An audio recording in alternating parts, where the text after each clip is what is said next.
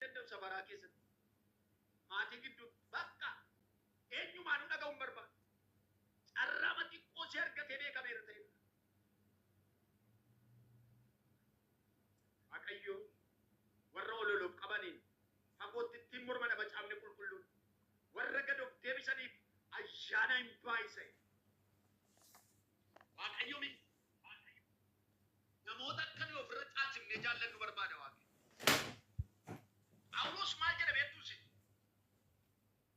Hiriyaasaarra nama kan biraa gufachiisu foon nyaatu cubbuu miti. Ani foon nyaachuu kootu isinitti gufuu ta'a yoo ta'e ani foonicha dhiisa. Garuu seerri foon dhiisi jedhu jiru. Seerri foonni cubbuudha jiru. Garuu hiriyaasaa buufachuudhaaf foon nyaachuutu hiriyaasaa gufachiisa yoo ta'e foon sana dhiisee hiriyaasaa buufachuutu isaa guddaa ta'e waan argame. Baay'een keenya garuu keenya guuttannee jennaan waa'een hiriyaa keenyaa nun dhibu. Waa'een nama kan biraa nun dhibu. Ofii uffannaan nama biraatti daaruun nun dhibu. Ofii nyaannee bullaan nama beeleetti nun dhibu. An foon nyaachuu kootu hiriyaa koo gufachiisa yoo ta'e foon nyaachuun dhiise. Kana jechuun namaaf iddoo guddaa kennuusaa argisiisa. Namaaf kabaja guddaa namaaf iddoo olaanaa kennuusa. Kanaaf sagalee Waaqaa namoota warra kaan ofirra caalchisaati ilaalaa. Nama oolu waan guddaatti of ilaala. Harraba soboodha sagaleen Waaqayyo. Harraba sobo argitanii? Bakka arrabi nama baay'ee sobaan dibameera beektaati. Harraba sobuma bakka suushii godhate. Suushii godhate. Harraba sobaa deemu. Warra akkasii kana. Hin jaallatu Waaqayyo. Harka dhiiga namaadhaan dhiiga nama balleessaa hin qabne dhangalaasu. Harka dhiiga nama balleessaa hin qabne dhangalaasu. Baay'een keenya dhugaan isin bara kana moo bara kana bara kana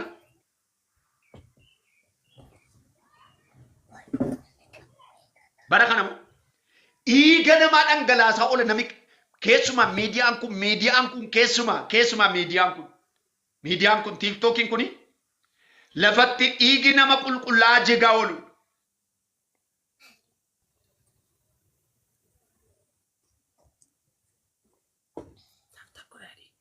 Nama baay'eetu du'a oola sirratti. Laphii namoota baay'ee maayikirooskooppiidhaan utuu ilaalame. Nama baay'eetu keessatti du'eera laphee isaa keessaa foolii kan jedhu. Keessa isaatti nama baay'eetu hidhamee jira. Tu maayikirooskooppii waa ilaalanii. Sababii maleedha. Takkaa guyyaa tokko wajjin taa'ee buna hin dhunne. Qursii walii wajjin hin cabsanne. Waliin beeku. Ganda walitti dhalate hin beeku. Mandara walitti dhalate hin beeku. Obboleessa waliin beeku. Takkaa nama ja'a waliin argineedha. Garuu dhiiga waliin dhangalaasaa oola. Harraba isaa qarate.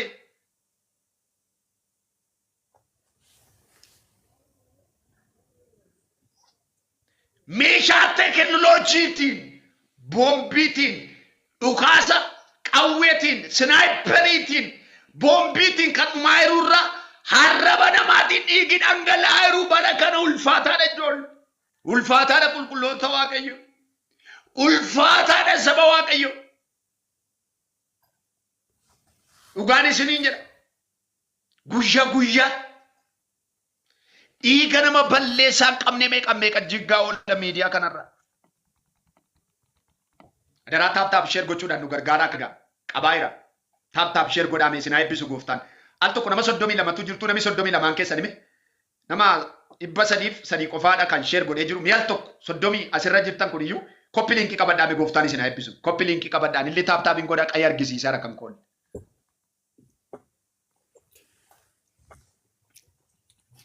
Namni asirra jirtan keessan koppi liinkii qabadhaa. Taapin dhiisaan koppi liinkii godhaa. Isin haa eebbisu gooftaan. Koppi liinkii godhaame.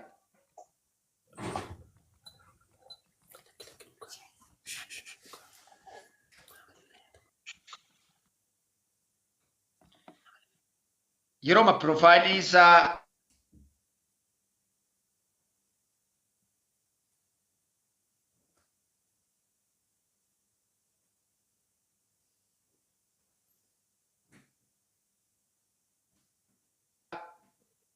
kan nama waaqayyoodhaa gadi qabdanii sendi kan jedhu sinii fida. Aluma takka nama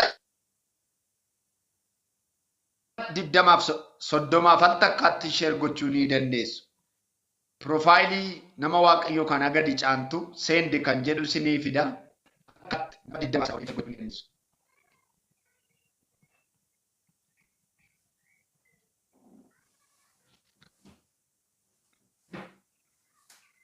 Ilaa kanatti share godhi kanatti share godha gooftaan isin haa eebbisu.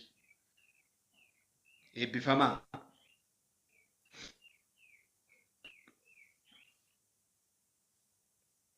Egaa inni kan biraan harka dhiiga nama balleessaa hin qabne dhangalaasu. Harka keenya keessa maaltu waaqayyotti mul'ata laara? Harka keenya keessa maaltu mul'ata? Obboleessa koo harka kee keessa maaltu mul'ata? Harka koo keessa waaqayyo maal ilaalee gaa'ira harka koo keessatti harka kee keessatti? Maal gaa'ira laa waaqayyo? Maaltu mul'ata gaa'ira laa waaqayyo? Dhiiga nama balleessaa hin qabnetu jigee jira laa harka kee keessatti.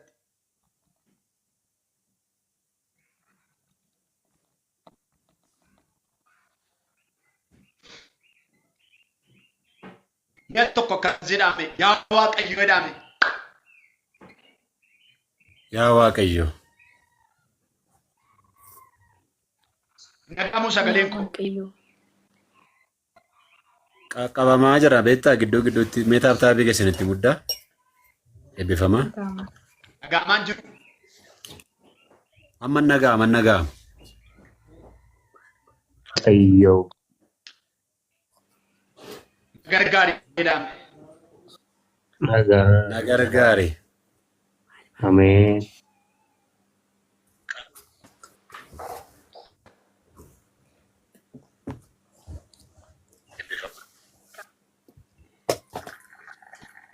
Yaa waaqayyo nagargaari jedhame. Yaa waaqayyo nagargaari. Yaa waaqayyo nagargaari.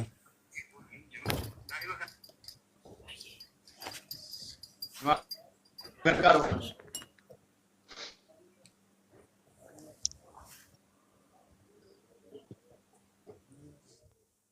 Bultoota Konnekshinii isaa qabaa jira. dhiiga nama balleessaa hin qabne harraba keenyaanis haa ta'u harka keenyaanis.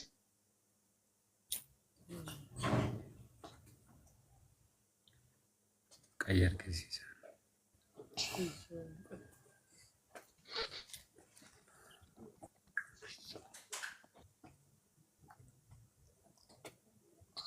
Okay. Konnekshinii isaa qabee jira. Turee simbira gaara beektaa sagaleen koo. Eeyyee. Viidiyoo qulleeffadhee. Nagaama. Nagaama. Amma jira. Nagaama. Eeshi. Ila obboloota ko. Anaaf isinii na gargaaru waaqayyo. Ameen. Ameen. Dhiiga baay'ee seexanni kan inni jissaa jiru karaa pilaatfoormii kana dhiiga qulqulloota baay'ee jigaa jira. Abbaa fedhe iyyuu haa ta'u, maqaa nama fedhe iyyuu haa ta'u, nama kamiinuu haa ta'u. Kan irratti dubbataa olle nama dhiiga Kiristoosiin bitamedha. Kanaaf harka nama dhiiga nama balleessaa hin qabne dhangalaasu garaa akeeka hamaa yaadee qopheessudha. Akeeka hamaa yaadee kan qopheessu. Akkasuma miilla waa namaa gochuudhaaf ariifatee fiigu. Nama sobaan namarratti dhugaa ba'udha. Dhuga baatota sobaa. Dhuga baatuu sobduu. Utuun argin. Utuun beekin. Utuun hubatin. Namarratti dhuga baatii sobaa warra kuusan. Miilla waa namaa gochuudhaaf ariifatee fiigu. Harraba sobaan namarratti dhugaa ba'u. Soba gadi jijjisu. Inni torbaffaan nama gidduutti gargar ba'umsa kan labsu waaqayyo isaan kana. hin ciiggaa, hin jibbasedha. Kana hundumaa waan an kaaseef waa'ee namaati. Namni vaaliyuun Waaqayyo namaaf kennu, gatiin Waaqayyo namaa kennu, akkuma namni kaameraa of ilaallee keessatti yookiin mastaawotii daawwitii keessatti of ilaalu, Waaqayyo ilma isaa Yesuus keessaan ilaalee nu arga anaaf isiniin gaafa ilaalu. Dadhabbii gatii ilmi isaa Yesuus fannoo irratti kaffale. Argitanii obboloota bakka geeta zamaanitti achitti qoramsa isarra gahe, dhiphina isarra gahe, dafqa dhiigaan makaa dafqisan. Isa ilaala Waaqayyo gaafa nama laala.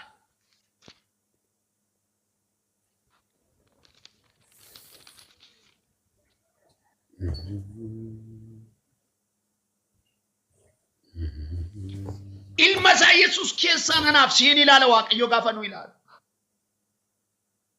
Namaaf iddoo guddaa kenna, namaaf bakka guddaa kenna Waaqayyo. Kanaaf ija keetiin haa dhokku, nama salphisin, salphistee sin ilaalin. Haa qabaatus haa dhabus, haa bareedus haa fookkisus. Mucaa tokko miidiyaa irra deddeebi'aa ture. Lammii biyya Naayijeeriyaatiin natti fakkaata. Naachuraalii masaatuu xiqqoo addi isaa baay'ee xiqqaadha. Zamzimaa nama jedhamu argitanii tolee yaada. Addi isaa baay'ee waan xiqqaatuuf sheppiin namummaa isaatii nama waan hin fakkaanneef bosonatti galee marga nyaata. Kadhaan argatte garuu haati suni mucaa sana. Zamzimaa namni jedhamu kuni jechoota hawaasa naannoo isaarra jiru kan ka'eef nama baqachuurraa kan ka'e bosonatti galee marga nyaata. Garaa dhalaati waan ta'eef haati immoo baay'ee jaallatti. Isuma inni sheppii namaan kun xiqqoo ittiin fakkaanne haadha immoo hin marara. Haadha immoo baay'ee jaallatti haati immoo. Guyyaa tokko fedhiin haadha kanaa mucaan akkuma dhala namaatti mana barumsaa galee akka inni baratuuf ture. Waaqayyoon hin kadhatti turte. Kanaaf barattoota fedhii addaa gidduu qaban gidduutti akka inni galee baratuuf carraa argattee miidiyaan gaafa interviyuu ishee godhanii jedhanii anis mucaan koo akka dhala namaatti akka inni barumsa baratuun barbaada jetti.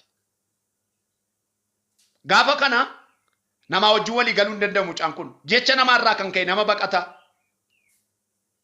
Qooda nama wajjin jiraachuu bineensa wajjin jiraachuutu caakaa keessa jiraachuutu itti tola. Haadha kan harkaa fiigee caakaatti galuu barbaada. Argachuu dandeessu miidiyaarra. Tarii namoonni argitanis jiraachuu ni maltoo dheeyyaadha. Gaaf tokko carraa argatte haati kun Waaqayyoo kadhannaa ishee dhaga'e nama Waaqayyooti. Hin kadhatti.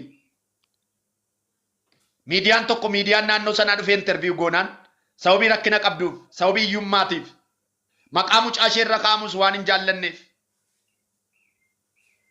gaafa isheen rakkina ishee himattee jettu kaameraan mucaa kanarra ta'e addunyaan mucaa kana ilaaluu barbaade.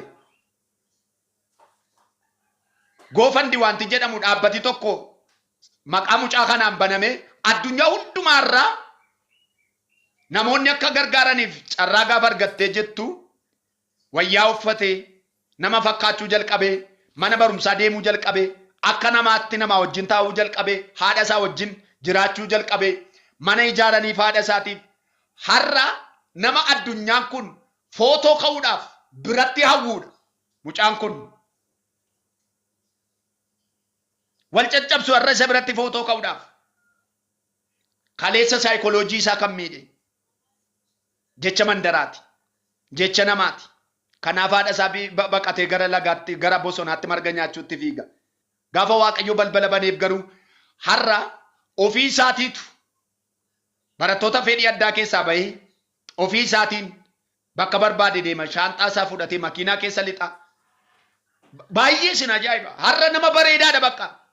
Zamzimaan har'a namni baay'een footoo wajjiniin ka'uu barbaada. Hin argamu akka qoosaatti. Addunyaaf agartuu ta'e.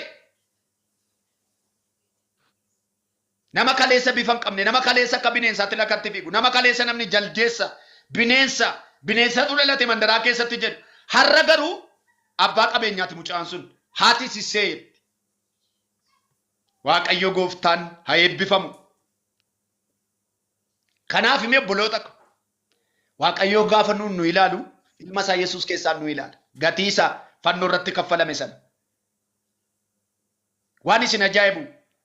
Egaa torbeen kun torbee yaadannoo fannoo gooftaa Yesuus bara 2016 dura gatii waa'ee keenyaaf kaffalame nu yaadachiisa. Wangeela Maarqos boqonnaa 14 lakkoofsa 32 kaatan yoo dubbifattan baay'ee sin barbaachisa iddoon kun. Wangeela Maarqos boqonnaa 14 lakkoofsa 32 kaatan yoo dubbifattan gatii waa'ee keessanii baafame akka nama qoosaatti argame osoo hin taane namaaf gatii guddaa kaffalame isin hubachiisa. Waagaa dhala namaatti kaffalame isin hubachiisa. Waaqayyoon mam dhala namaaf akka inni yaadutu isin hubachiisa.